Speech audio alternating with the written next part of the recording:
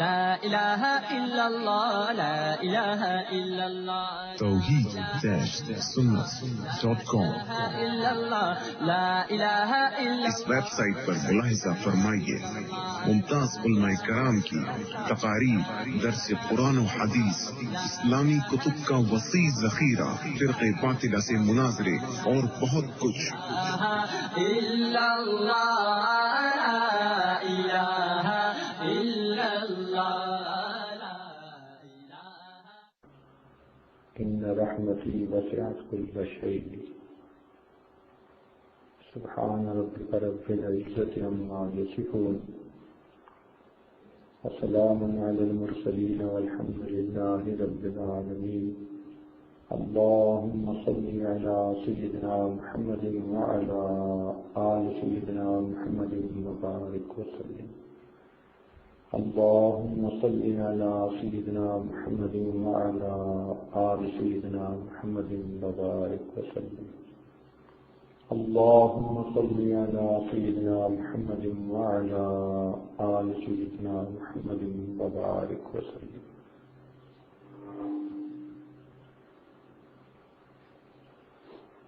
مخلوق تین طرح کی ہے، ایک انسان، دوسرا فرشتے اور تیسرا شیطان۔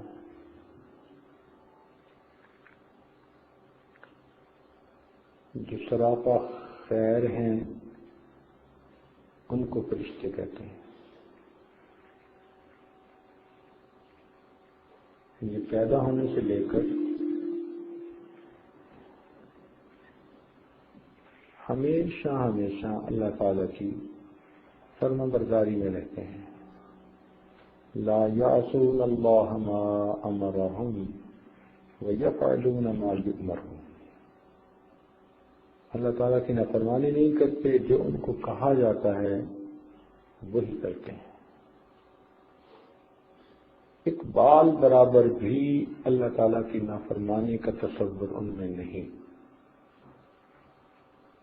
یہ اللہ تعالیٰ کے بنائے ہوئے روبوٹ ہیں، جو فرما دیا اسی پر عمل کر رہے ہیں۔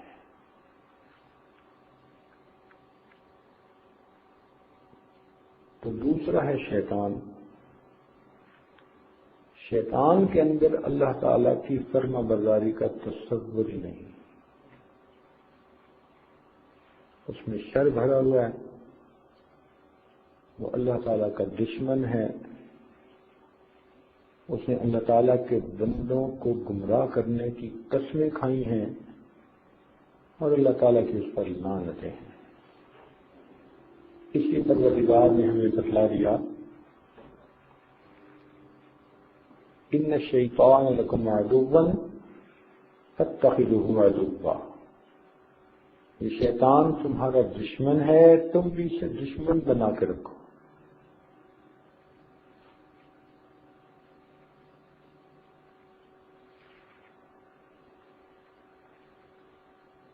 تو اس میں شر ہی شر ہے۔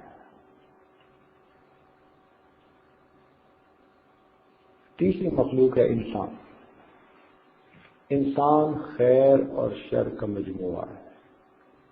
وَنَفْسٍ وَمَا سَوَّاهَا فَأَلْهَمَهَا فُجُورَهَا وَتَقْوَاهَا۔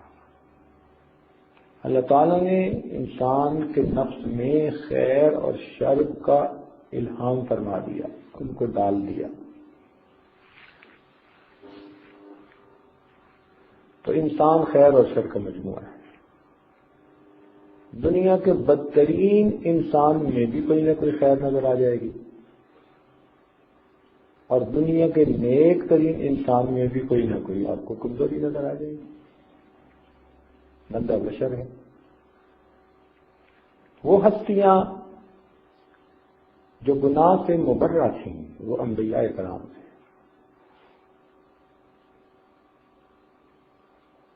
انبیاء کرام معصوم ہوتے تھے، اولیاء کرام محفوظ ہوتے ہیں، اللہ تعالیٰ کی حفاظت ہوتی ہے۔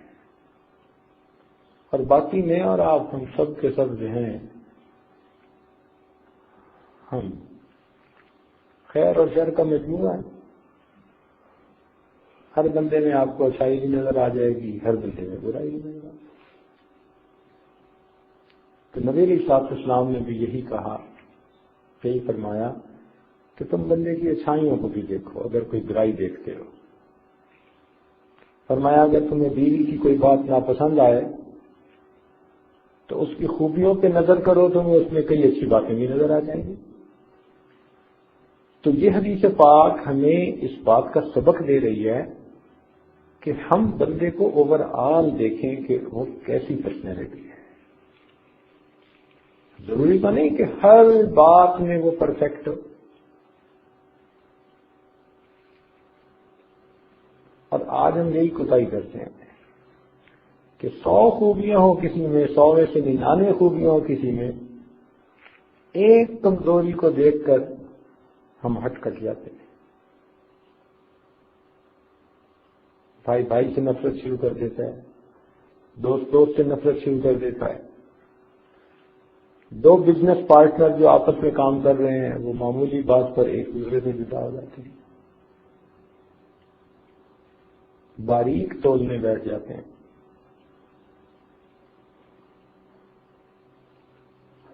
تو اوور آل دیکھنا چاہیے کہ انسان میں خیر زیادہ ہے تو وہ نیک انسان ہے، شر زیادہ ہے تو وہ برا انسان ہے.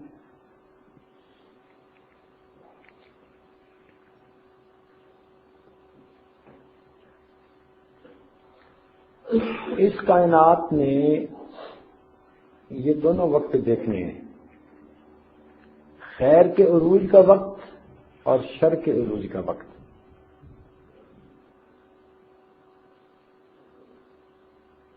خیر کے عروج کا وقت وہ تھا جب محبوب اس دنیا میں تشریف لائے ہیں.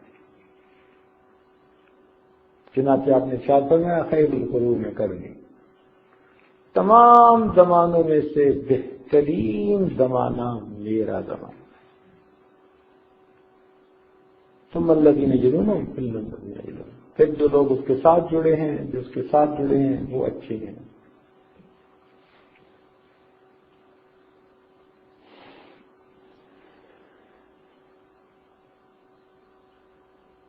اور شر کا زمانہ جو ہوگا وہ آئے گا جب حضرت عیسیٰ علیہ الصلوۃ والسلام اس دنیا سے آ کر پھر دوبارہ پردہ فرما جائیں گے. اس کے بعد خیر ختم ہوتی جائے گی، شر پھیلتا چلا جائے گا. اتنا شر پھیلے گا کہ دنیا میں خیر کہیں بھی نہیں ہوگی. پھر قیامت قائم ہوگی علی شرار الناس. حدیث پاک کے الفاظ ہیں کہ جو انسانوں میں سب سے زیادہ شریر انسان ہوں گے ان کے اوپر قیامت قائم ہوگی. وہ شر کی انتہا کا زمانہ ہوگا. حتیٰ کہ کوئی ایک بندہ بھی ایسا نہیں ہوگا پوری دنیا میں جو اللہ تعالیٰ کا نام لینے والا، ایک بندہ بھی نہیں ہوگا. کیا مطلب کہ مسلمان نہیں رہیں گے؟ نہیں، دین کو ماننے والے ہی نہیں رہیں گے. دیکھیں اللہ تعالیٰ کو تو مانتے ہیں نا، چاہے مسلمان ہو، چاہے عیسائی ہوں، چاہے یہودی ہوں. تو جب اللہ کا نام لینے والا ہی نہیں رہے گا تو اس کا مطلب یہ کہ کسی دین کا کوئی ماننے والا ہی نہیں رہے گا. بے دین لوگ ہوں گے، خدا بیزار لوگ ہوں گے، خود فراموش ہوں گے، خدا فراموش ہوں گے. ایسے لوگ ہوں گے جن کے اوپر اللہ تعالیٰ قیامت کو قائم کرے.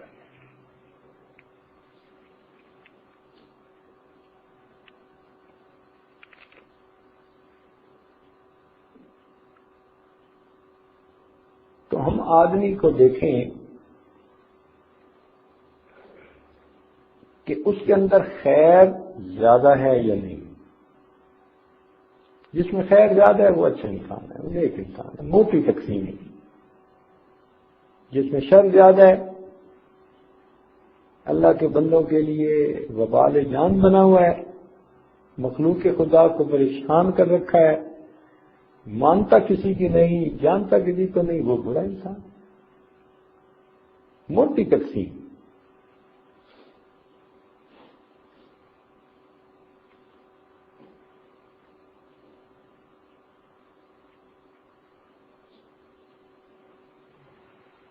اس کو ذرا ایک اور انداز سے ذرا سمجھیے.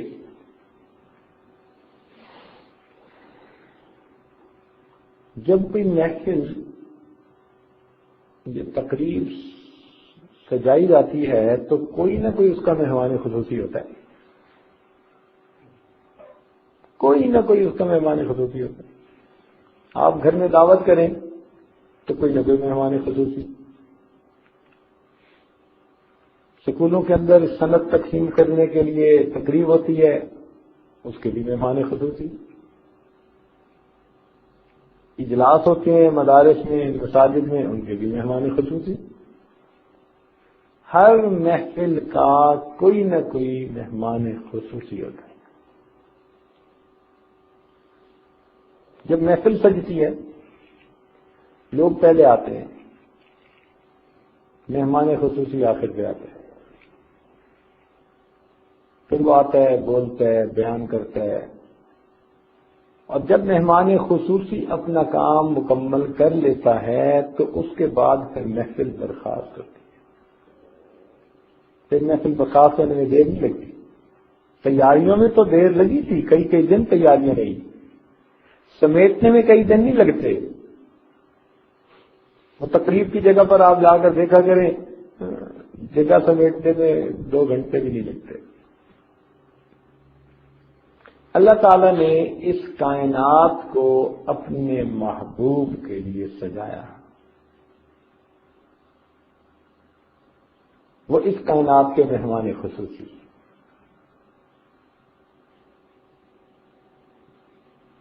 بعض کتابوں میں آیا ہے لولاک لما خلقت الافلاک، محبوب آپ نہ ہوتے میں آسمانوں کو پیدا نہ کرتا.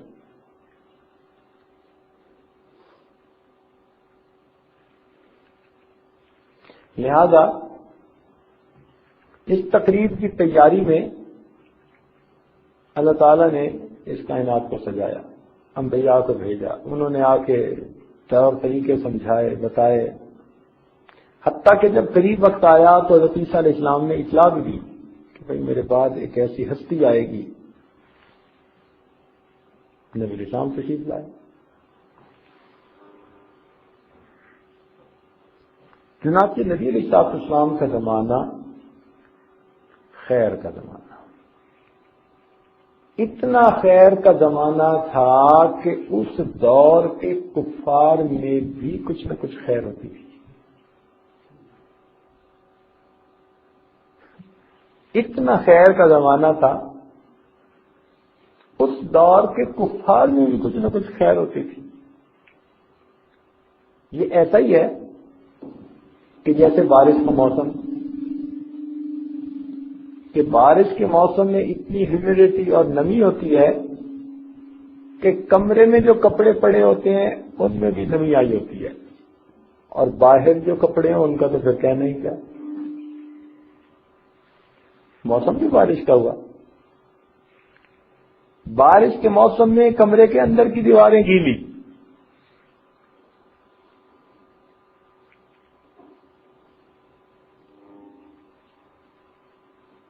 ہر چیز میں آپ کو گیلا پن محسوس ہوگا، ہیومیڈیٹی زیادہ ہے، ہر چیز پہ افیکٹ ہوگا اس کا.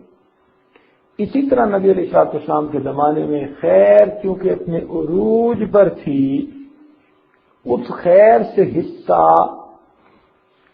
ہر ایک کو ملا. مسلمانوں کو تو بہت ہی ملا. چنانچہ نبی علیہ السلام کے جتنے شاگرد تھے، صحبت پانے والے تھے،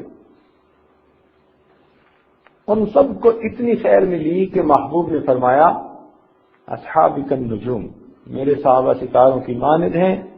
بِأَيِّهِمْ اقْتَدَيْتُمْ اهْتَدَيْتُمْ، تم جس کی بھی پیروی کرو گے تم ہدایت پا جاؤ گے. ایسی جماعت اللہ نے بنا دی. نبی اسلام نے فرمایا الصحابۃ کلھم عدول، صحابہ سب کے سب عدل پر زندگی گزارنے والے.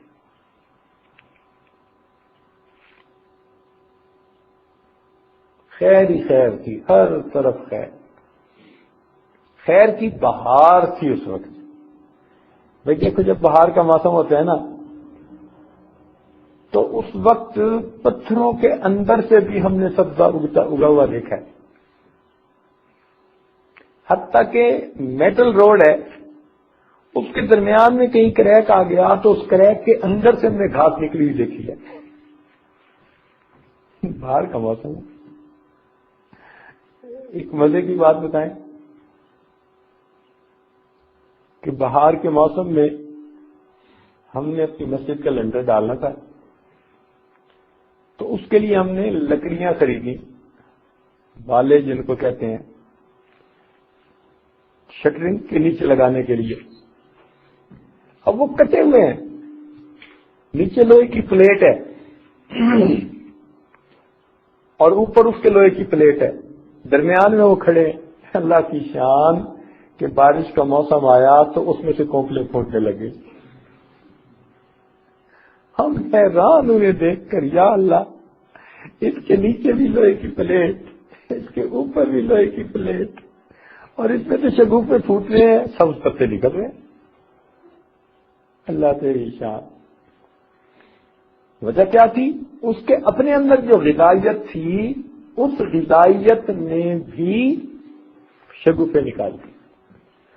یعنی تھوڑی سی اس کے اندر جو خیر تھی اس کے بھی اثرات نکل آئے. خیر کا زمانہ. تو نبی علیہ الصلوۃ والسلام کے زمانے میں جو اس وقت کے کفار تھے، ان میں بھی باوجود بہت زیادہ شر ہونے کے کچھ نہ کچھ تھوڑی بہت خیر تھی ان میں. اب ایک تو واقعہ سنائیں.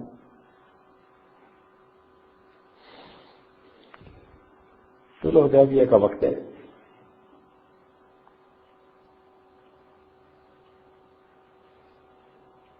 کفار نے سہیل نامی ایک شخص کو بھیجا کہ آپ جائیں اور مسلمانوں سے مذاکرات کریں. اس نے آ کے بات چیت کی. جب معاہدہ لکھا گیا، سائن ہونے کا وقت آیا تو اس نے پوائنٹ پہ اعتراض کر دیا. اس نے کہا جی یہاں تو محمد رسول اللہ لکھا ہوا ہے، اگر ہم ان کو یہ مان لیں تو جھگڑا کیا رہا؟ تو ان کی بجائے محمد بن عبداللہ ہونا چاہیے. وہ کہنے لگا جی اس نام کو کاٹیں اور محمد بن عبداللہ لکھیں. اب صحابہ کے لیے محبوب کا لکھا ہوا نام کاٹنا، یا اللہ. بہت صحابہ کو صدمہ اس بات پر،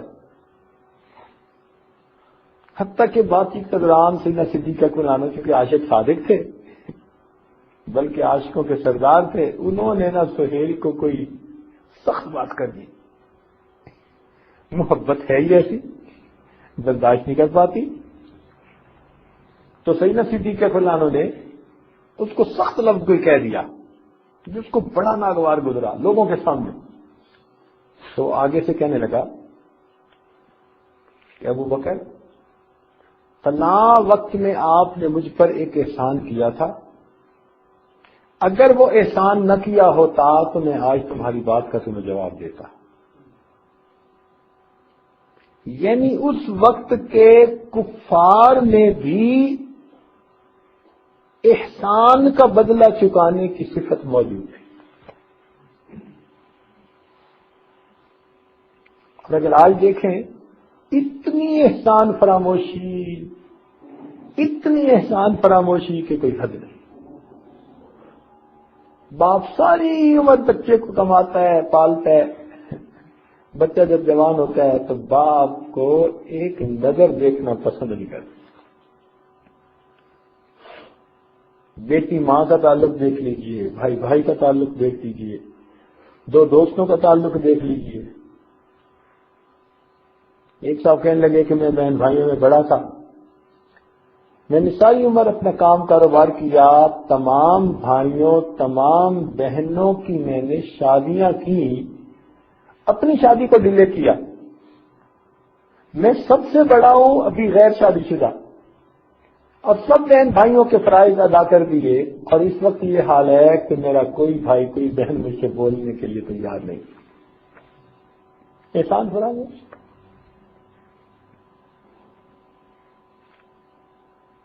ہمارے اندر احسان فراموشی اتنی زیادہ کہ بتا نہیں سکتے. دین کے معاملے میں بھی، دنیا کے معاملے میں بھی.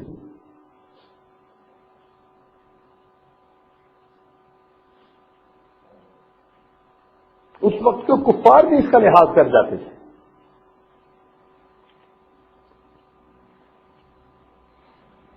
اچھا دوسری بات سن لیجیے.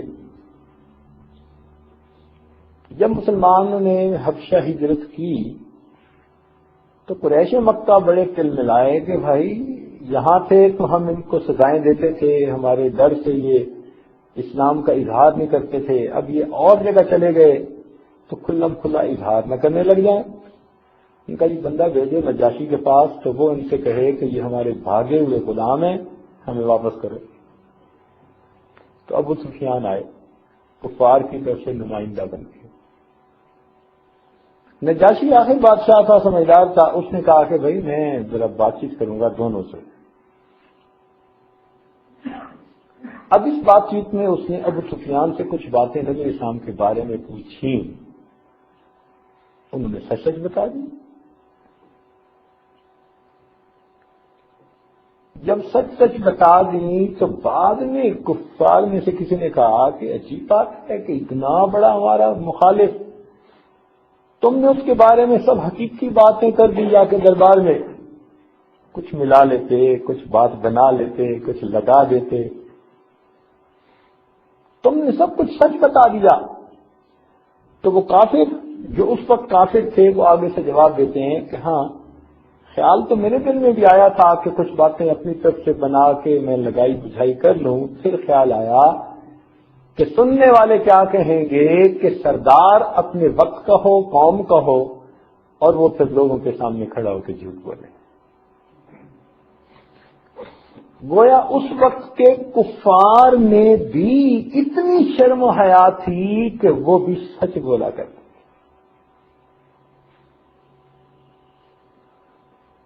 اور آج جھوٹ کا حال دیکھو، بروں کا تو کیا کہنا، نیکوں کو بھی جھوٹ بولنے کی عادت، دینی وضاحت رکھنے والوں کو جھوٹ بولنے کی عادت.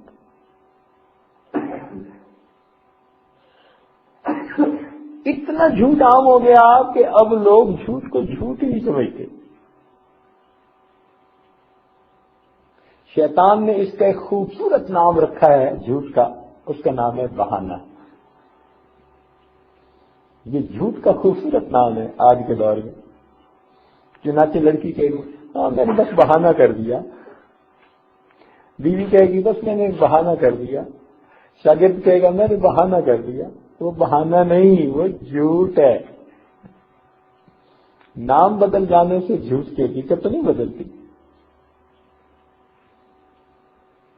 اور جو دنیا داری میں پڑ جاتے ہیں اللہ توبہ، بنیادی جھوٹ، کاروباری جھوٹ. آج عدالتوں میں جا کر دیکھیں تو جھوٹ اتنا عام ہو گیا کہ اب وہ سچ نظر آتا ہے. کوئی سچ بولنے والا بندہ وہاں جائے تو وہ جھوٹا نظر آتا ہے.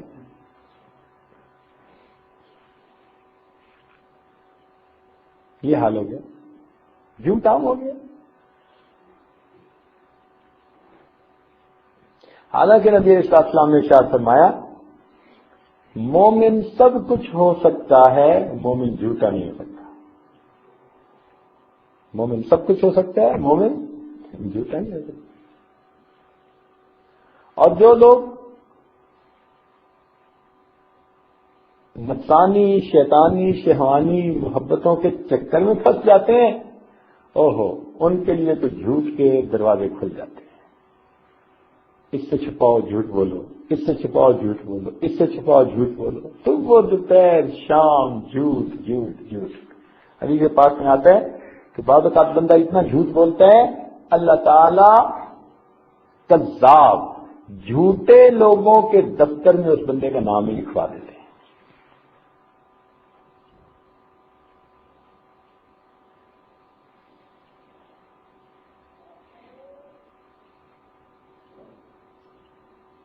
تو بتانے کا مقصد یہ تھا کہ اس وقت کے کافر بھی سچ بولتے تھے،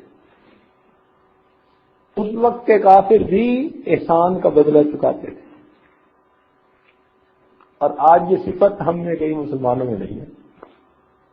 کیا وجہ؟ خیر تھی، خیر کا عروج کا زمانہ تھا، تو مسلمانوں میں تو صفات تھی ہی صحیح، کافروں میں بھی کچھ اچھی باتیں آ گئی. وہ ایمان سے وہ محروم تھے، مگر عادات و اخلاق کی کچھ اچھی باتیں، شرفاء کی باتیں انہوں نے بھی اپنا لی تھی.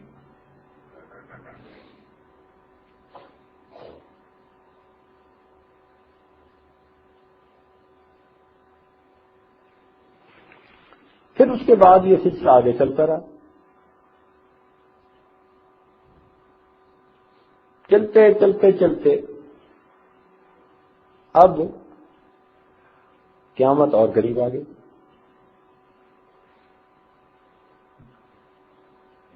مشکات نبوت سے دوری کا وقت آ گیا. تو جیسے روشنی دور ہو جائے تو اندھیرا بڑھ جاتا ہے، گھپ اندھیرا ہو جاتا ہے. اب وہ گھپ اندھیرے والا حال ہے. اس لیے آپ کو عریانی، فحاشی، بے حیائی عام نظر آئے گی. دینی جماعتیں، علماء، صلحاء جتنی بھی محنت کر رہے ہیں دین کا کام کرنے کے لیے، اس سے کئی گنا زیادہ برائی اور پھیل رہی ہے.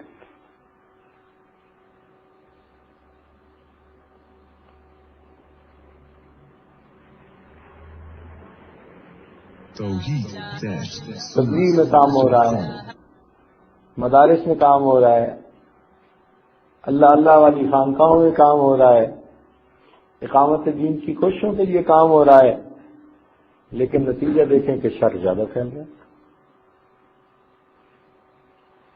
اس لیے کہ وقت ایسا آ گیا. اس دور نبوت میں بڑی خیر تھی. اللہ اکبر. اب دیکھیں، مثال دیکھیں، فرق دیکھیں کہ اس دور نبوت میں مسلمان ماحول میں مردوں کو عورت دیکھنے کا موقع ہی نہیں ملتا تھا. کیا مطلب؟ کہ عموماً عورتیں اپنے گھر میں رہتی تھیں. وَقَرْنَ فِي بُيُوتِكُنَّ، تم اپنے گھر کے اندر چار دیواری میں رہو. اول تو دن میں باہر نہیں نکلتی تھی سوائے مجبوری کے، اور مجبوری میں بھی نکلتی تھی تو رات کے وقت نکلتی تھی. کتابوں میں لکھا ہے کہ رشتہ داروں کے ہاں آنا جانا ان کا عشاء کے وقت ہوتا تھا، اندھیرے میں، تاکہ کسی دوسرے مرد کو پتہ ہی نہ چلے. ہمسائے میں رہنے والے مرد کو نہیں پتا ہوتا تھا کہ میرے ہمسائے کے مکان میں سب مرد رہتے ہیں یا کوئی عورت بھی رہتی ہے، یہ بھی نہیں پتا ہوتا. یہاں تک پتہ نہیں ہوتا تھا کہ میرے ہمسائے کے گھر میں ان کی اولاد میں کوئی لڑکی بھی ہے یا نہیں. حتیٰ کہ نکاح کا وقت ہوتا اس وقت لوگوں کو پتہ چلتا کہ اس کی ایک جوان بیٹی بھی تھی. اسی طرح سے بیٹی ہونے کا ہی پتہ نہیں چلتا تھا. ایسی عورتوں کی پردے کی زندگی تھی.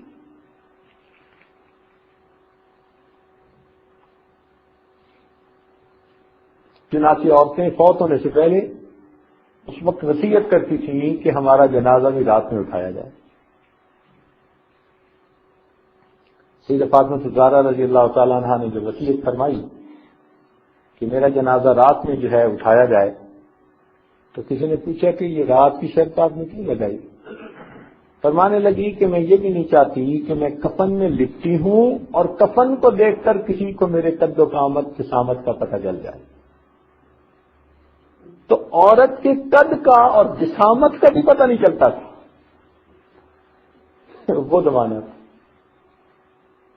امام اعظم علی رحمۃ اللہ علیہ 120 ہجری میں مسند ارشاد پر بیٹھے اور ان کا فتویٰ چلنا شروع ہوا.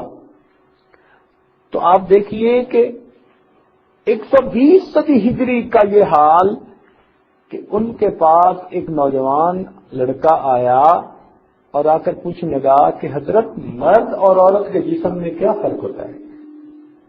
کتابوں میں سوال لکھا ہے. گویا اتنا پردے کی زندگی تھی کہ جوان ہو جاتے تھے لوگ اور ان کو یہ پتہ نہیں ہوتا تھا کہ عورت اور مرد کے جسم کا فرق کیا ہے. تو امام اعظم نے پھر اس کو سمجھایا کہ مرد اور عورت کا یہ فرق ہوتا ہے. اس کا مطلب ہے کہ اس نے اپنی پوری لائف میں کبھی عورت کو نہیں دیکھا، نہ بڑی عورت کو، نہ بچی چھوٹی لڑکی کو، کسی کو دیکھا ہی نہیں. ایسا زمانہ تھا. کتنی خیر ہوگی اس زمانے میں بھائی، کتنی پاکیزگی، کتنی پاک دامنی کا وہ زمانہ ہوگا.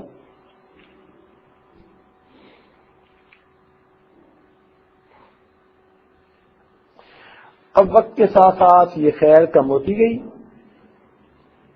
شر بڑھتا گیا، اور یہ شر اتنا بڑا کہ آج کے دور میں الامان والابی،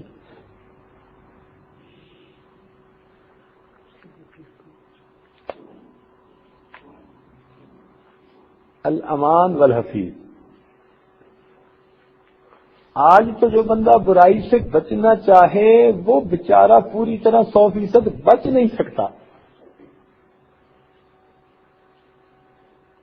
مثال کے طور پر ایک بندے کے دل میں میوزک سے نفرت ہے،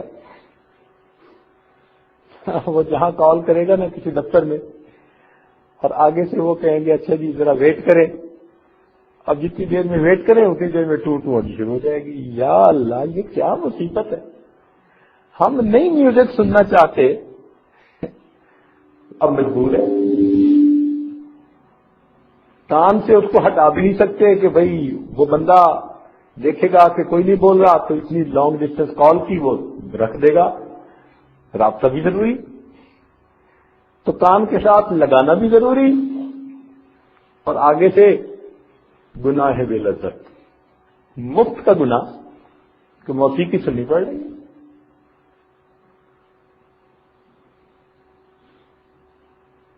ویگن میں سواریاں سفر کر رہی ہوتی ہیں، مان لیا کہ ان میں سے 10 میں سے 7 سواریاں گانا سننا چاہتی ہیں، مگر کوئی 2-3 تو ایسی بھی ہوں گی جو نہیں سننا چاہتی. اب ان کے کانوں میں گانوں کی آواز پہنچ رہی، اب ان کے پاس وسائل نہیں کہ اپنی گاڑیوں میں سفر کریں.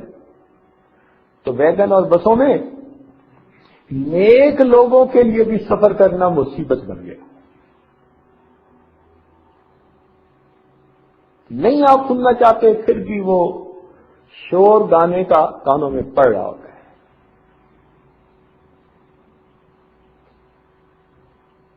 اور تو اور بچے بیٹھے سکول کا کام کر رہے ہیں، اور آج کل کے سکولوں والے بھی انٹرنیٹ پہ کام دے دیتے ہیں.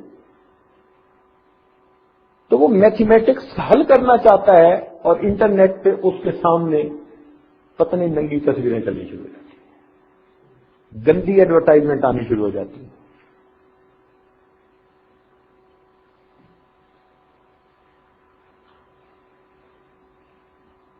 اب اس نوجوان نے آ کے یہ مسئلہ پوچھا. اس نے کہا جی میں دل میں عہد کر چکا ہوں کہ میں غیر محرم کو نہیں دیکھوں گا. اب میں اسکول کا کام کرنے کے لیے بیٹھا ہوں، انٹرنیٹ کھولا ہے، اور شر پھیلانے والوں نے، بے حیائی پھیلانے والوں نے ایسے ایسے پروگرام بنا لیے ہیں کہ آپ کے اس پروگرام کو چند سیکنڈ کے لیے وہ اوور پاور کر کے اسکرین پر سب کچھ آ جاتا ہے. ایک جھلکی ننگی لڑکی کی دکھا دیں گے، ایک اسکرین پر بہت ہی فحش قسم کا لکھا ہوا فکرہ آپ کو پڑھا دیں گے. نوجوان تو ویسے ہی آگ ہوتے ہیں، ایک فکرہ بس ذہن میں آ جائے تو پھر پڑھائی کہاں گئی.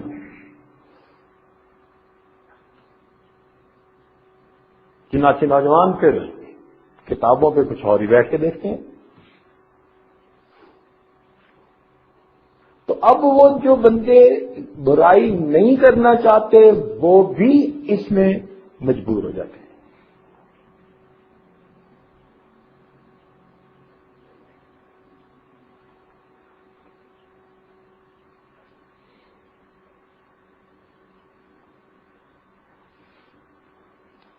کیا وجہ ہے کہ مشکات نبوت سے بعد کا زمانہ، اور اس وجہ سے اتنا شر پھیل گیا ہے کہ وقت کے نیک لوگوں کے لیے بھی اس سے بچنا مشکل ہو گیا ہے۔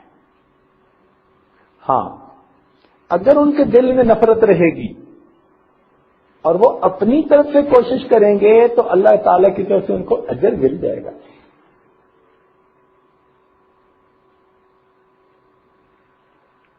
اب اس کا یہ مطلب نہیں جی کہ چونکہ برائی سے بچ نہیں سکتے لہذا کوشش کرنے کا کیا فائدہ۔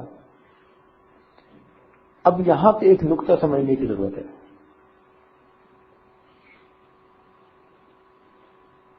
کہ چونکہ شر زیادہ ہو گیا، خیر کم ہو گئی، تو اس وقت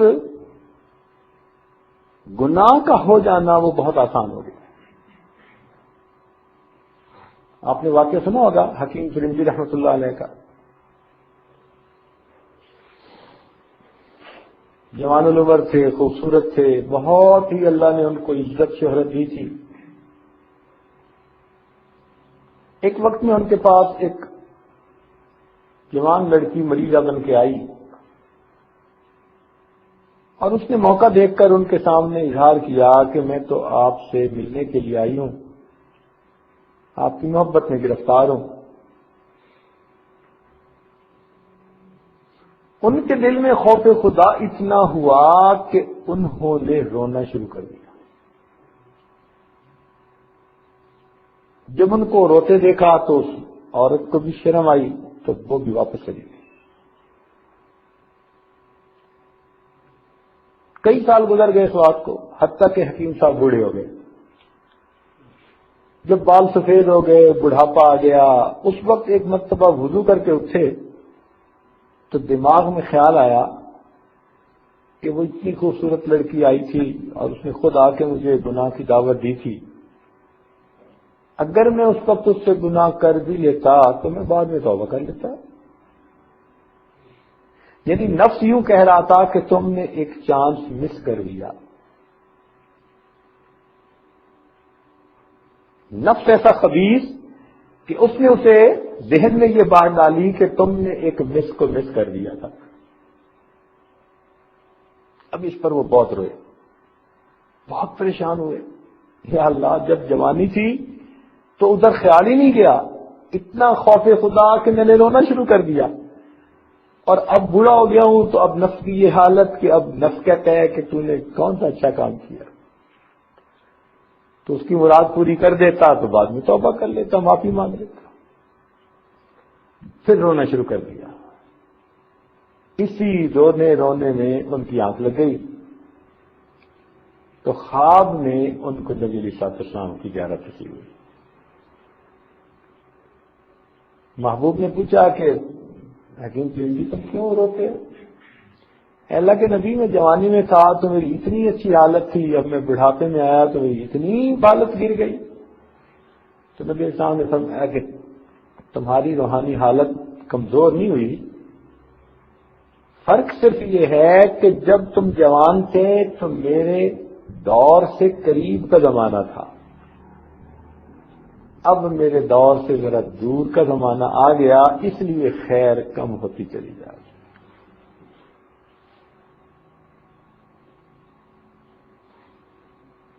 تو آج کے دور میں وہی حال ہے، کیونکہ مشکات نبوت سے بہت کا زمانہ، تو پہلے وقتوں میں تو عورت برقعے میں بھی کسی کو نظر نہیں آتی تھی، اور آج کے دور میں الامان والحفیظ یورپ امریکہ کے ماحول میں آج بندہ آنکھ کھول کے چل نہیں سکتا۔ وہاں عورتوں کے چہرے تو نظر کیا آنے، ایک وقت تھا کہ چہرے ان کے ننگے ہوتے تھے، پنڈلیاں ان کی ننگی ہوتی تھیں، سینے ننگے ہوتے تھے، اب تو ان کے پیٹ اور اس کے قریب کے جسم کے حصے بھی ننگے نظر آتے ہیں۔ اب بتائیں کہاں وہ وقت کے برقعے میں نظر نہیں آتی تھی اور کہاں وہ یہ کہ ننگی پھر رہی ہے۔ رب عاریات حدیث پاک میں جو فرمایا گیا نا، ننگی عورتیں ہوں گی، وہ پریکٹیکلی ننگی ہوتی ہیں۔ اب جو اپنے جسم کے ناف کے نیچے کے اعضاء کو کھول کے پھر رہی ہو، تو اب بتائیے کہ بھائی پیچھے کیا رہا۔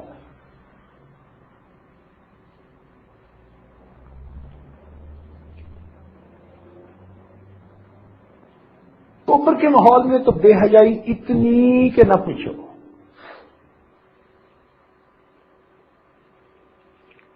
یعنی ایئرپورٹ کے اوپر میاں بیوی دونوں آپس میں بوسو کے نال میں مشغول ہیں اور ان کی بیٹی بھی پاس کھڑی ہے اور ان کا بیٹا بھی پاس کھڑا ہے. بیٹی بھی ابو امی کو دیکھ رہی ہے اور بیٹا بھی دیکھ رہا ہے. اب بتاؤ حیا نام کی کوئی چیز ہی نہ رہی. تو شر آج کے دور میں بہت عام ہو گئی ہے. اس کی وجہ کیا ہوئی کہ دور نبوت سے دور کا زمانہ ہے. اب آخر قیامت قریب ہونی ہے. ایسا کیوں ہے کہ دینی کام کرنے والوں کی محنتیں کیوں نہیں غالب آ جاتی, خیر کیوں نہیں پھیل جاتی؟ تو بھئی ایک نقطہ سمجھ لیں کہ جب مہمان خصوصی آ جاتا ہے تو اس کے بعد گھر والوں نے محفل کا جو انتظام ہوتا ہے نا وہ انتظامات سمیٹنے ہوتے ہیں. محفل برخاست, کرسیاں اٹھاؤ, جگہ صاف کر دو. نبی علیہ السلام اس دنیا میں تشریف لائے اور پھر پردہ فرما گئے. اب اللہ تعالی نے بھی اس تقریب کو ختم کرنا ہے اور اس کو منطقی انجام تک پہنچانا ہے. کرسیاں سمیٹنے کا وقت آ گیا. علماء کو اٹھایا جا رہا ہے, صلحاء کو اٹھایا جا رہا ہے, علم دنیا سے رخصت ہوتا جا رہا ہے. جب نبی اسلام نے فرمایا نا کہ قرب قیامت میں علم اٹھا لیا جائے گا تو صحابہ بڑے حیران ہوئے کہ بھئی علم کیسے اٹھایا جائے گا, کیا کتابیں نہیں رہیں گی؟ تو نبی اسلام نے فرمایا نہیں, صاحب علم لوگ ایسے ہوں گے کہ جو اٹھ جائے گا پھر اس جیسا دوسرا دنیا میں کوئی نہیں ہوگا. اور وہی بات ہے, لوگ اٹھتے جا رہے ہیں. ہم نے اپنی زندگی میں جن حضرات کو دیکھا اب ان جیسا کوئی دوسرا نظر نہیں آتا. مفتی محمد شفیع رحمۃ اللہ علیہ کو دیکھا, آج بھی نظر نہیں آتا ویسا.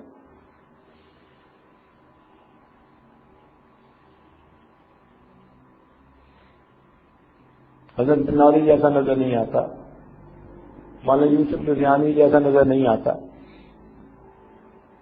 ہر درجے میں حضرت مفتی رشید احمد رحمۃ اللہ علیہ جیسا نظر نہیں آتا. جو بزرگ اٹھ رہے ہیں بعد میں وہ صفات والے نہیں نظر آ رہے. ٹھیک ہے ان کے 80%, 90%, 100% ایسے نظر نہیں آ رہے.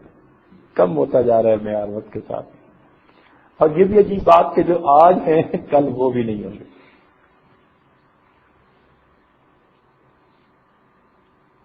کل وہ بھی نظر نہیں آئے. حضرت شیخ العزیز رحمۃ اللہ علیہ ایسے شیخ نظر ہی نہیں آتے. تو بھائی شر بڑھ رہا ہے, خیر کم ہو رہی ہے. اس لیے کہ قیامت قریب ہے. نبی صاحب نے ارشاد فرمایا کہ میں اور قیامت ہم ایسے اکٹھے ہیں جیسے دو انگلیاں جڑی ہوئی ہوتی ہیں. اللہ تعالیٰ نے فرما دیا اقتربت الساعۃ وانشق القمر, چاند دو ٹکڑے ہو گیا, قیامت قریب آ گئی. اب اس قریب آنے میں بھی اس کو 1400 سال گزر گئے. اب تو پیچھے بہت ہی تھوڑا سلسلہ رہ گیا.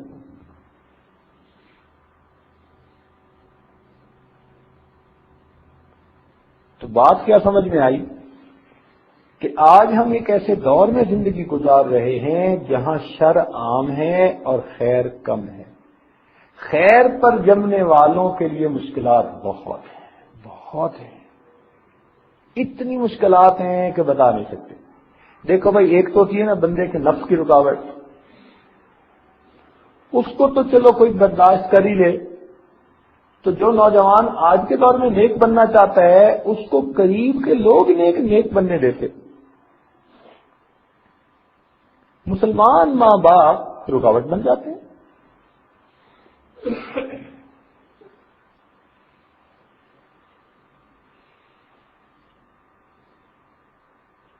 ایک بچی میڈیکل کالج میں پڑھتی ہے, اس نے پردہ شروع کر دیا. جب کالج میں آئی تھی تو ننگے سر تھی، اب الحمدللہ کہ اس نے باقاعدہ برقع لینا شروع کر دیا. اب اس کے ماں باپ اسے ناراض ہیں، بولتے ہی نہیں. ماں باپ اس وجہ سے نہیں بولتے کہ بیٹی نے برقع لینا کیوں شروع کر دیا. وہ بیچاری نے پتہ نہیں اپنے نفس سے کتنی لڑائی کی ہوگی اس نیکی پر آنے کے لیے، نفس کو کتنا سمجھایا ہوگا، اور اگر سمجھا بجھا کے اس نے ایک نیکی کا عمل کرنا شروع کر دیا، ماں باپ ناراض. نیکوں کے لیے نیک بن کے رہنا مصیبت.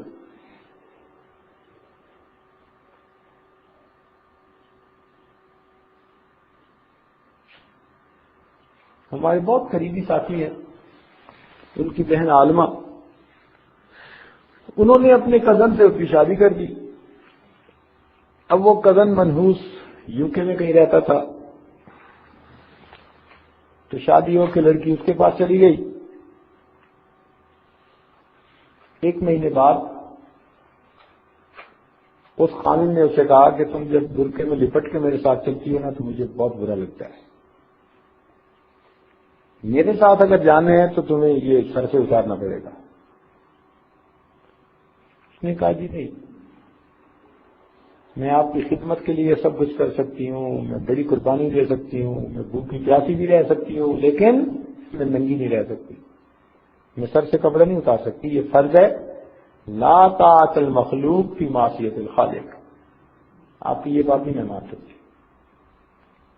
3 دن ان میں آپس میں ڈائلاگ چلتے رہے. تیسرے دن اس بات پر اس حقیقی کزن نے خوبصورت عالمہ لڑکی کو طلاق دے کے واپس بھیج دیا. اب بتاؤ، نیکوں کے لیے نیک بن کے رہنا کتنا مصیبت بن گیا ہے.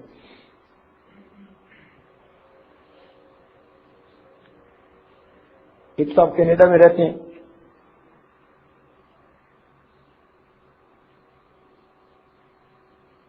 ان کے ایک رشتہ دار لڑکے نے انڈیا آ کر وہاں ایک بہت خوبصورت لڑکی سے شادی کی.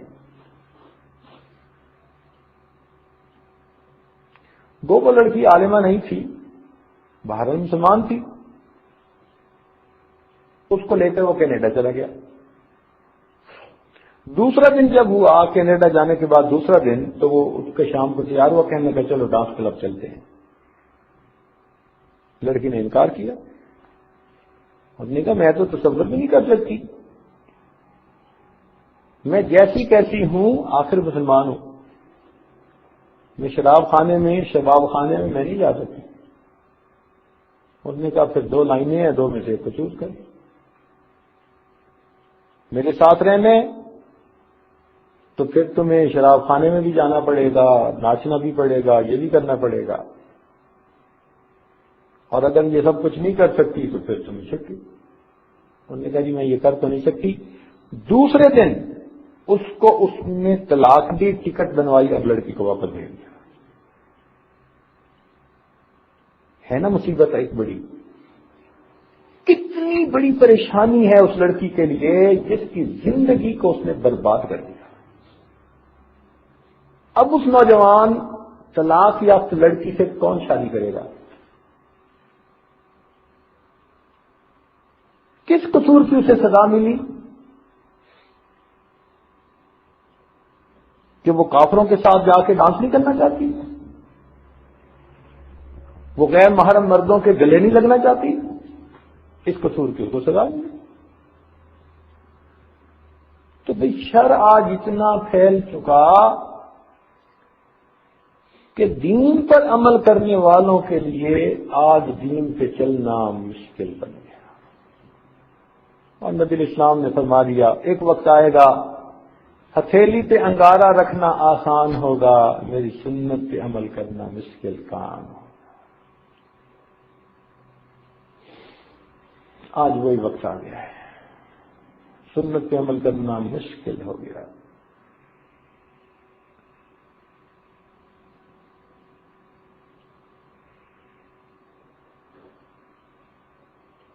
میں آپ کو قریب کی ایک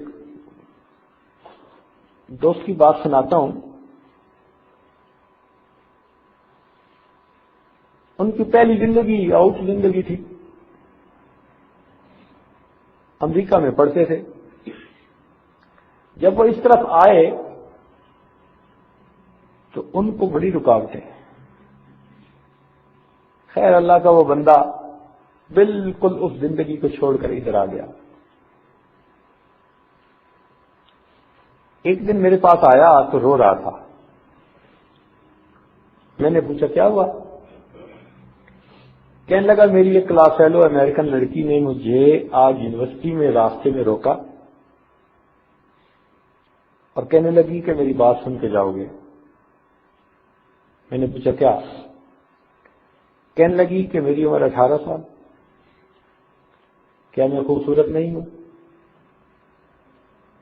کون سی کمی ہے جو تم میرے اندر دیکھتے ہو؟ آج میرے پیرنٹس گھر پہ نہیں ہیں، میرے ساتھ چلو اور آج رات میرے ساتھ گزارو. میں نے کہا نہیں. اس نے کہا میں تمہیں نہیں جانے دوں گی. 15 منٹ تک وہ لڑکی راستہ روک کے کھڑی رہی اور اسے کہتی رہی کہ تم میرے ساتھ چلو، میرا گھر اکیلا ہے، میں تمہیں خود لے کے جا رہی ہوں، گاڑی میرے پاس ہے. کہتے ہیں میں نے اس سے جان چھڑائی اور وہاں جانے کی بجائے میں مسجد میں آ گیا. اب بتاؤ یہ کتنا بڑا کام ہے. میری نظر میں یہ ولایت کبریٰ کے مقام والے لوگوں کا عمل ہے. اتنا بڑا عمل ہے کہ ایک نوجوان گوری لڑکی اس کو خود گناہ کی دعوت دے رہی ہے اور وہ پھر اس راستے پر جانے کی بجائے اللہ کے راستے پر مسجد کو آ رہا ہے. رویا. خیر ہم نے تسلی دی، دلاسا دلایا. اب بتاؤ کہ جو بچہ اپنے نفس کے ساتھ ایسی جنگ لڑ کے دین کی طرف آیا، اس کے والدین نے اس کو مخالفت شروع کر دی. تو میں داڑھی کیوں رکھی؟ نہ جائے ماندن نہ پائے رفتہ، نہ آگے کے نہ پیچھے کے. پیچھے جائیں تو جہنم ہے اور آگے جائیں تو ماں باپ مصیبت کر رہے ہیں. کوئی پرایا کرتا تو چلو کوئی بات نہیں تھی، وہ ماں جو کلمہ گو ہے، وہ باپ جو کلمہ گو ہے، وہ رکاوٹ بن رہے.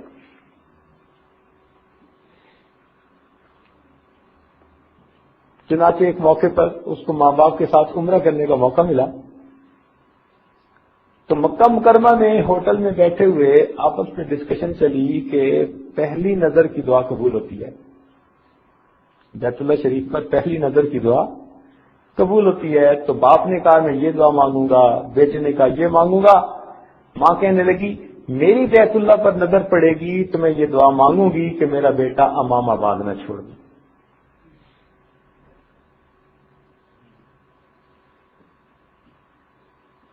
ماں بیت اللہ شریف پر پہلی نظر کے موقع پہ یہ دعا مانگ رہی ہے.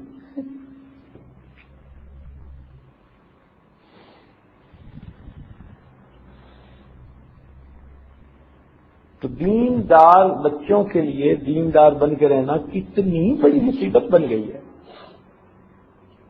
یہ کیوں ایسا ہے؟ اس لیے کہ شرع عام ہوتا چلا جا رہا ہے. لوگ اچھائی کو برائی سمجھنے لگے اور برائی کو اچھائی سمجھنے لگے.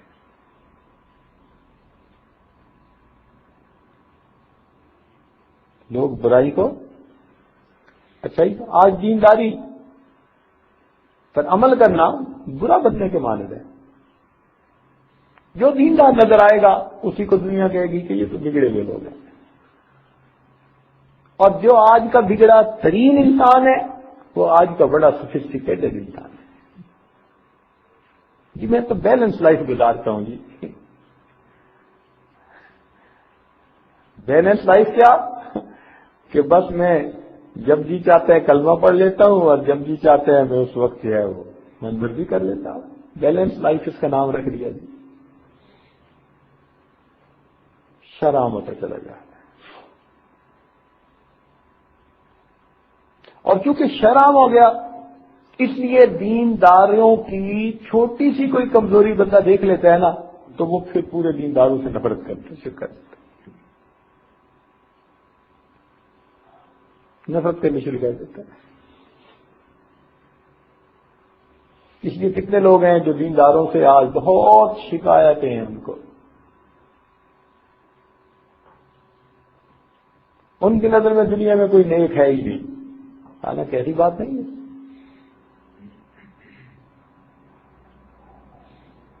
دیکھیں نا، نیکی کا تصور ہم ذہن میں یہ نہ رکھیں کہ نیک وہ ہے جس سے گناہ سرزد ہو ہی نہیں سکتا. نہیں، یہ غلط ہے ہمارے ذہن میں تصور نیکی کا.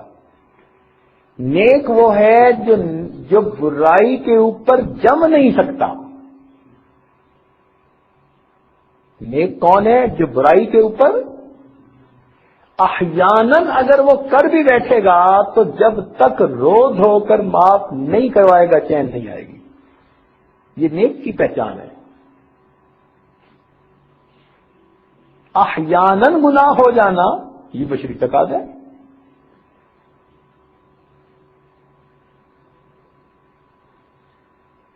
شیطان غالب آ گیا، نفس غالب آ گیا، کوئی گناہ ہو گیا، مگر اب اس کا مطلب یہ نہیں کہ وہ ان گناہوں والی زندگی میں الجھ ہی جائے گا. نہیں، اگر کر بیٹھا تو اب اس کا سکون لٹ جائے گا. جب تک وہ رو رو کر اس گناہ سے توبہ نہیں کرے گا اور اپنے مالک کو نہیں منائے گا، اس کو چین نہیں آئے گا. اس کا دل زخمی ہو جائے گا. یہ کیفیت ہے اگر کہ کوئی مرغ نیند بسمل کی طرح تڑپ رہا ہے، ہائے میں نے یہ غلطی کیوں کر لی، یہ اس کے نیک ہونے کی پہچان ہے. ہم نے انسانوں کو فرشتوں کے پیمانے میں تولنا شروع کر دیا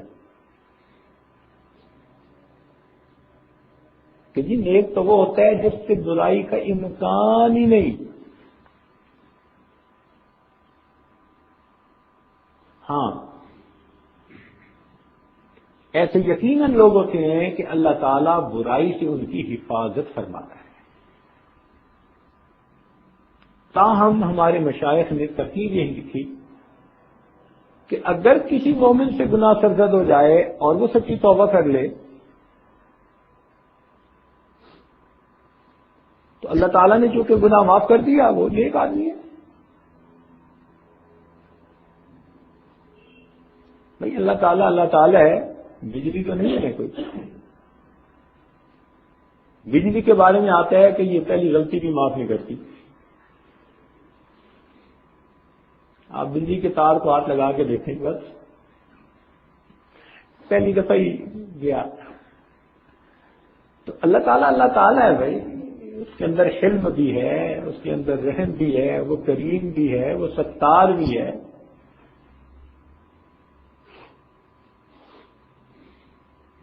تو آج کے دور میں اس مشکات نبوت سے بودھ کی وجہ سے دینداروں کے اندر بھی کچھ کمزوریاں نظر آ جاتی ہیں.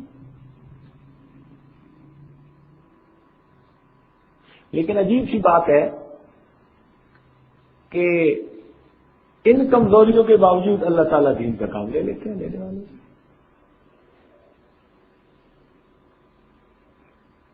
وہ جو حدیث پاک میں آتا ہے کہ اللہ تعالیٰ دین کا کام کبھی فاسقوں سے بھی لے لیتے ہیں، شاید آج کے دور کے لوگوں کے لیے وہ حدیث پاک ہے.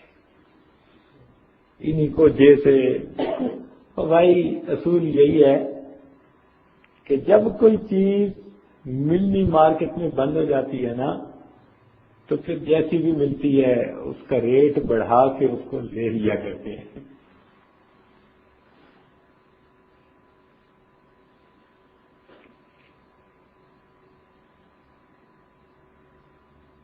ہم نے مسجد کے لیے اینٹیں لینی تھی پچھلے دنوں، جب بہت ٹھنڈ بنی رہی اور فوگ تھی، تو میں نے پوچھا بھائی یہ کام ہو گیا؟ کہنے لگے جی ذرا اینٹوں کی سپلائی میں کچھ رکاوٹ ہے. کیوں جی؟ کہ جی اینٹیں مل نہیں رہی، نئی بن نہیں رہی، اور جن کے پاس کچھ بنی ہوئی ہیں وہ بہت تھوڑا تھوڑا کر کے سب گاہکوں کو دے رہے ہیں، زیادہ دے نہیں رہے. تو میں نے کہا دیکھو بھائی یہ تو بنیاد میں چلی جانی ہے اینٹیں، تو بجائے اس کے کہ نمبر 1 اینٹ ان سے لو، نمبر 2 ان سے لے لو. جو بہت اعلیٰ کوالٹی کی نہ ہو تو بنیادوں میں ہی بھرنی ہے نا. انہوں نے آگے سے جواب دیا حضرت ہم گئے وہاں پر بھٹے پر تو نمبر 2 تو کیا نمبر 4 بھی نہیں ملتی تھی. لوگ آ رہے تھے اور کہہ رہے تھے یہ اتنے چاہیے, وہ کہہ رہے تھے میرے پاس تو یہ پڑی ہیں, وہ نمبر 4 بھی اٹھا کے لے جا رہے. میں نے اس کی بات سنی, میں نے کہا الحمدللہ. جب کوئی چیز ملنی کم ہو جاتی ہے تو پھر اگر اس کی کوالٹی کم بھی ہو خریدار اس کو زیادہ قیمت دے کے لے جایا جائے. تو بھئی آج کے دور میں بھی یہی معاملہ کہ خیر کم ہو گئی تو اللہ تعالیٰ بھی کہ نمبر 2 نمبر 3 نمبر 4 سب قبول کہ چلو کلمہ تو پڑھتے ہیں, وضع کرتا تو دیندار والی بنائی ہوئی ہے, اپنی طرف سے تو نیکی کا کام کرتے ہیں, کمی کوتاہیاں اللہ معاف فرما. اگر بندہ درگزر کر سکتا ہے کہ 4 نمبر کی جو عیب والی ہی تھی اس کو بھی لے جاتا ہے تو کیا اللہ تعالیٰ بندے کو قبول نہیں فرماتا؟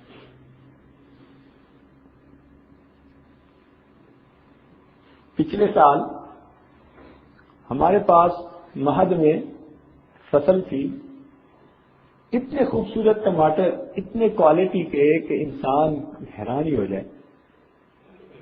یعنی دیکھتا تھا نا بندہ رکھ کے ان کو تو اس کو جاپانی پھل نظر آتے تھے. ہمیں لوگوں نے بتایا کہ جی منڈی میں ہم نے جا کے رکھے تو دیکھنے والے کہنے لگے اس موسم میں جاپانی پھل کہاں سے آ گیا. شکل ایسی, ذائقہ اتنا اچھا کہ وہ بس ایک ٹکڑا کھا لو تو پھر وہی کھانے کو دل کرتا تھا. ہمیں کسی نے کہا کہ جی یہ جو قریب کی آبادی کے لوگ ہیں نا یہ اب اپنے گھروں میں مہمانوں کو پھل نہیں کھلاتے بلکہ یہاں سے ٹماٹر خرید کے لے جاتے ہیں اور سویٹ ڈش کے طور پر ٹماٹر نمک مرچ لگا کے کھلاتے ہیں. یہ پھل کے طور پہ یعنی کھاتے رہ لو. اور مجھے خود بھی تجربہ ہوا.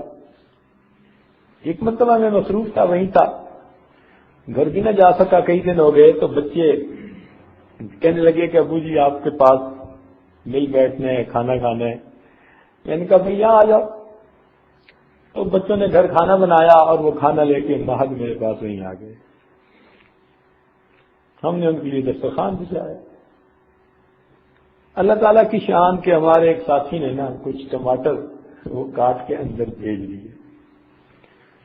تو ہماری بیٹی نے کیا کیا کہ اس نے ٹماٹر دیکھے تو کاٹ کے نا نمک مرچ سے جو ایک کاش کائی تل کی بڑے بجے کے ہیں, وہ اس نے کہا تو دوسرے نے بھی ایک کاش کھا لی, پھر تیسرے نے کھا لی. نتیجہ کیا نکلا, کھانا سب کا سب روسٹ بروسٹ پڑا رہ گیا. ٹماٹر کھا کے پیٹ بھر کے بچے واپس چلے گئے.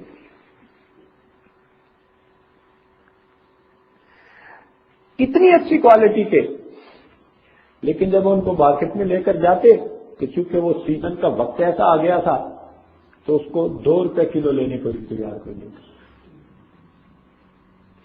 2 روپے کلو لینے کے لیے تیار کوئی نہیں تھا, اس لیے کہ عام سے ٹماٹر کہتے تھے یہ 1 روپے کلو لے لیں گے. ایک وہ وقت. اور ابھی ایک وقت 1 ماہ پہلے ہم نے دیکھا کہ ہمیں آ کے کسی نے کہا کہ جی پتہ ہے آپ کو کہ قیمت کتنی ہے. ہم نے کہا نہیں, کہنے لگے 150 روپیہ کلو بک رہے ہیں. تو ہمارے دوست ہیں ظہیر صاحب, وہ کہنے لگے, میں نے کہا کہ میں شکل تو دیکھوں کہ 150 روپے کلو بک رہے ہیں. کہنے لگے جب میں نے دیکھے تو اتنے وہ ٹیڑھے بیڑے پتہ نہیں نمبر 4 کوالٹی کے ہیں جن کو ہم اپنے اس وقت میں جب سیزن تھا تو ہم کہیں پڑا ہوا دیکھ لیتے تو اٹھا کے پھینک دیتے تھے. وہ ریجیکٹڈ قسم کا مال آج 150 روپیہ کلو بک رہا ہے, 100 گنا زیادہ قیمت پر, جبکہ اس مال کو 1.5 روپے قیمت کے سیزن میں کوئی نہ خریدتا. تو یہاں سے ایک بات سمجھ میں آئی کہ جب عام ہوتی ہے ہر چیز تو پھر معیار بھی اونچا ہو جاتا ہے, اور جب کمیاب ہوتی ہے کوئی چیز تو معیار بھی نیچا ہو جاتا ہے. اگر ریجیکٹڈ مال پر 150 روپے کلو لوگ خرید سکتے ہیں تو وہی ہم بھی تو ریجیکٹڈ مال ہی ہیں. ہمیں اب اگر کوئی ہمارے اکابرین کے ساتھ ملا کر دیکھے تو ہم تو کسی کام کے پکے ریجیکٹڈ بندے. کون ہماری طرف آنکھ اٹھا کے دیکھے؟ کیسے کیسے نیک لوگ ہمارے سلسلے میں گزرے، اس امت میں گزرے، ان کی زندگیوں کے مقابلے میں ہماری تو کوئی حیثیت ہی نہیں ہے، ہم تو ان کے جوتوں میں بیٹھنے کے قابل بھی نہیں ہیں۔ اس معیار کو اگر کوئی دیکھے تو ہماری طرف تو آنکھ اٹھا کے دیکھنا بھی پسند نہ کرے، لیکن اگر آج کے دور میں دیکھو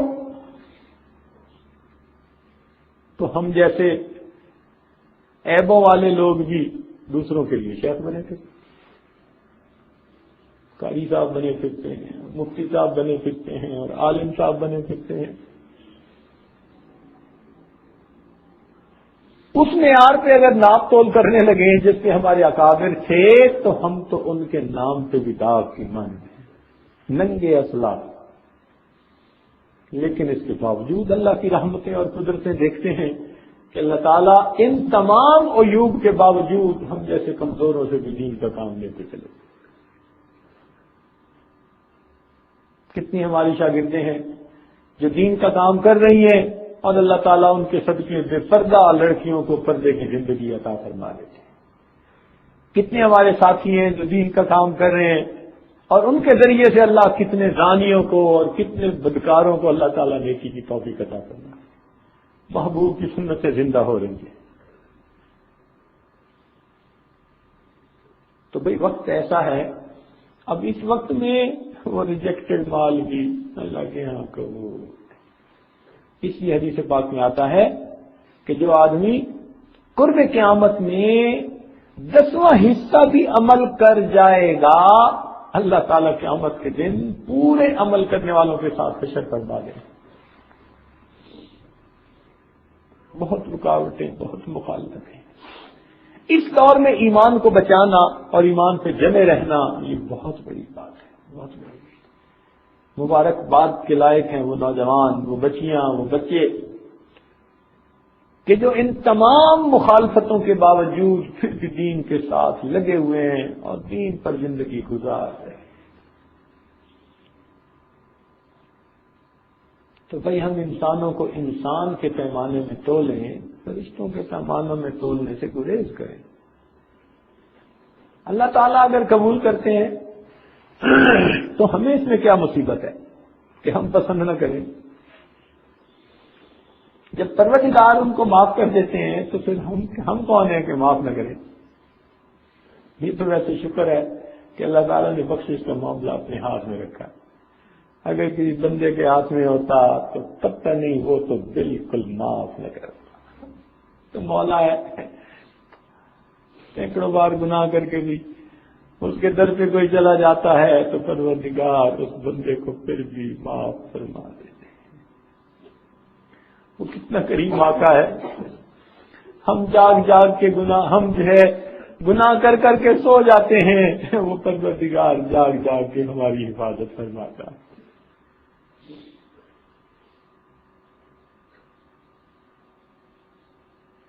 آج دنیا کسی کو برا کام کرتا دیکھ لے تو ایک آنکھ دیکھنا گوارا نہیں کرے گی، نفرت کرے گی۔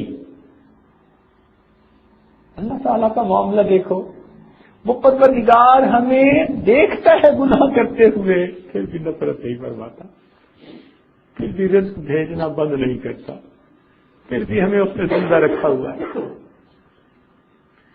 وہ کتنا کریم پروردگار ہے، وہ کتنا ستار ہے، وہ کتنا غفار ہے، وہ کتنا مہربان ہے کہ جو ان تمام کوتاہیوں کے باوجود پھر اس نے ہمارے ساتھ درگزر کا معاملہ کیا۔ اس یاں سے کبھی ہم نے کنارہ نہ کیا، اس یاں سے کبھی ہم نے کنارہ نہ کیا، پر تو نے دلا دردہ ہمارا نہ کیا۔ ہم نے تو جہنم کی بہت کی تدبیر، لیکن تیری رحمت نے گوارا نہ کیا۔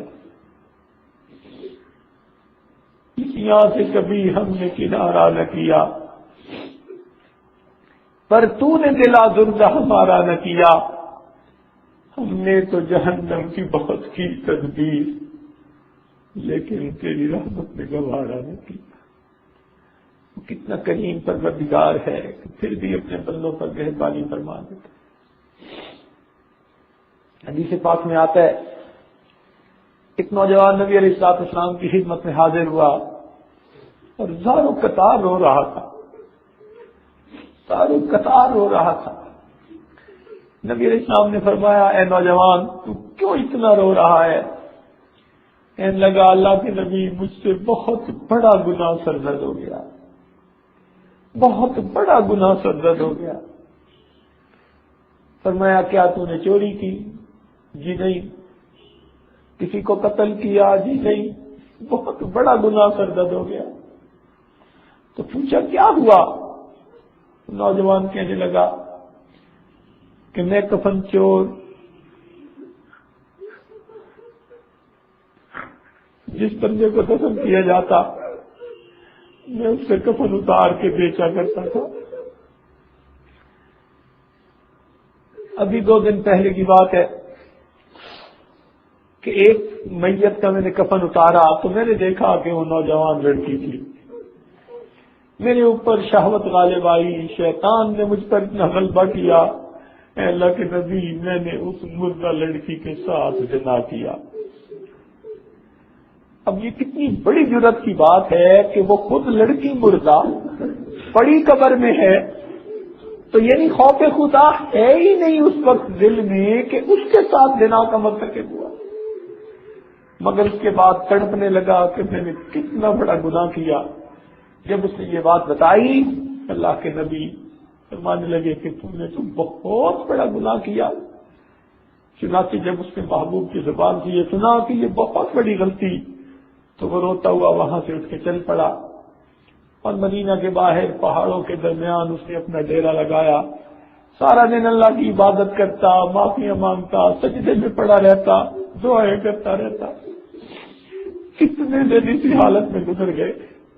حدیث پاک میں آتا ہے کہ جبریل علیہ السلام نے نبی اسلام کے پاس تشریف لائے، اللہ کے نبی اللہ رب العزت نے بھیجا ہے اور یہ پوچھا ہے کہ پوچھو کہ اے میرے محبوب مخلوق کو میں نے پیدا کیا یا آپ نے پیدا کیا؟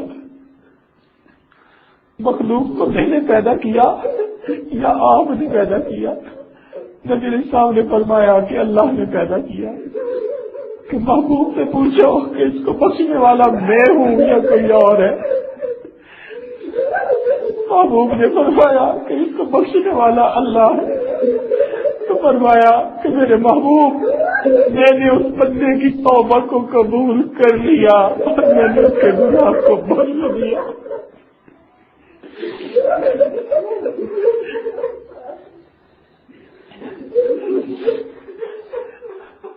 کیسا کریم پروردگار ہے، ہم اس کی رحمت سے قربان جائیں، ہم اس کی ستاری پہ حیران ہوتے ہیں۔ میرے پروردگار آج ان مسکینوں پر مہربانی فرمانا، ہماری کوتاہیوں کو معاف فرما دینا۔ ہم چاہیں نہ چاہیں اے اللہ پیشانی کے بالوں سے پکڑ کے ہمیں دین سے لگا دینا۔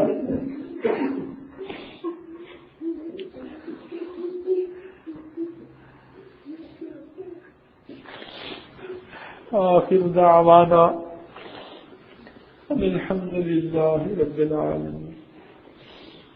تھوڑی دیر کے لیے مراقبہ کر لیجیے، آنکھوں کو بند کر لیجیے، سر کو جھکا لیجیے، دنیا اور جو کچھ دنیا میں ہے اس سے ہٹ کٹ کے اللہ تعالیٰ کی یاد میں ڈوب جائیے۔ انسان جب اپنے اندر جھانکتا ہے اسے اپنی اصل تصویر نظر آتی ہے۔ اپنے من کے دریچے کو کھولیے، اپنی اصل تصویر کو دیکھیے۔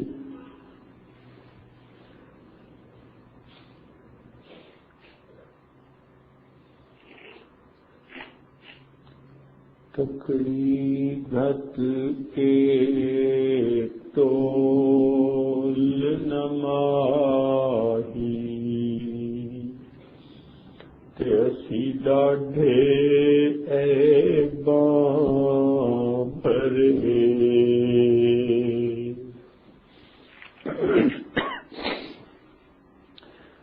ککڑی گھت کے تول نماہی اسی ڈاڈے ایباں بھرے در آیاں دی لاج تہانوں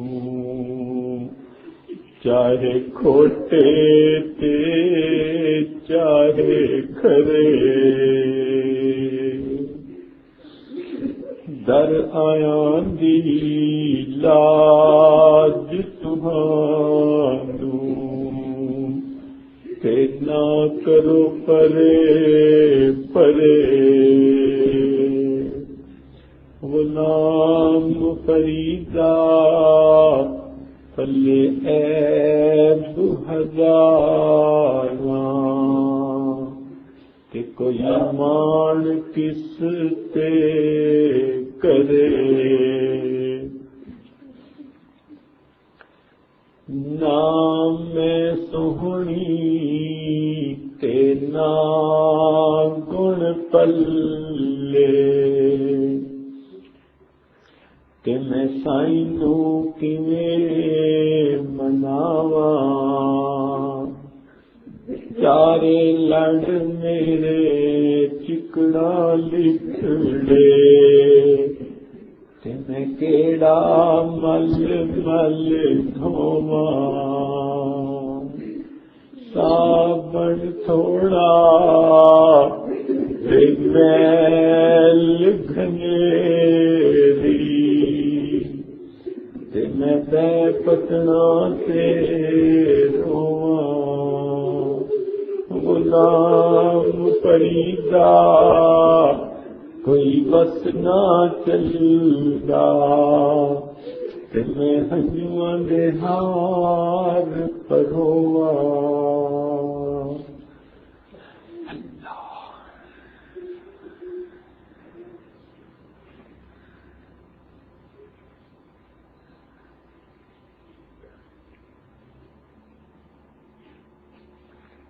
لا إله إلا الله سبحان ربي الأعلى اللهم صل على سيدنا محمد وعلى آل سيدنا محمد وبارك وسلم ربنا ظلمنا أنفسنا وإن لم تغفر لنا وترحمنا لنكونن من الخاسرين اے مالک ہم آپ کے عاجز مسکین بندے ہیں، ہمارے گناہوں کو معاف فرما، ہماری خطاؤں سے درگزر فرما، ہمارے عیبوں کی غلط خوشی فرما، اللہ ہماری نگاہوں کو پاک فرما، ہمارے دلوں کو صاف فرما، ہمارے سینوں کو اپنی محبت سے لبریز فرما، عشق کی آتش ہمارے سینوں میں پیدا فرما، ہمارے انگوں سے اپنے ذکر کو جاری فرما، روح سے اپنے ذکر کو جاری فرما، ہڈی ہڈی بوٹی بوٹی میں اپنی محبت پیدا کرنا، اے مالک ہمارے ساتھ درگزر کا معاملہ کرنا، اے اللہ ہمارے ساتھ رحمت کا معاملہ کرنا، پروردگار عالم ہم بگڑے ہوئے ہیں، ہماری اصلاح کرنا، ہم غافل ہیں، ہمیں اپنی یاد والی زندگی نصیب کرنا، ہم گناہوں میں گرے ہوئے ہیں، اللہ ہمیں نیکی کی سعادت نصیب کرنا، اللہ ہماری ان دعاؤں کو اپنی رحمت سے قبول کرنا، جو مانگا وہ بھی عطا فرما، جو مانگنا چاہیے تھا نہیں مانگ سکے اللہ وہ بھی عطا فرما۔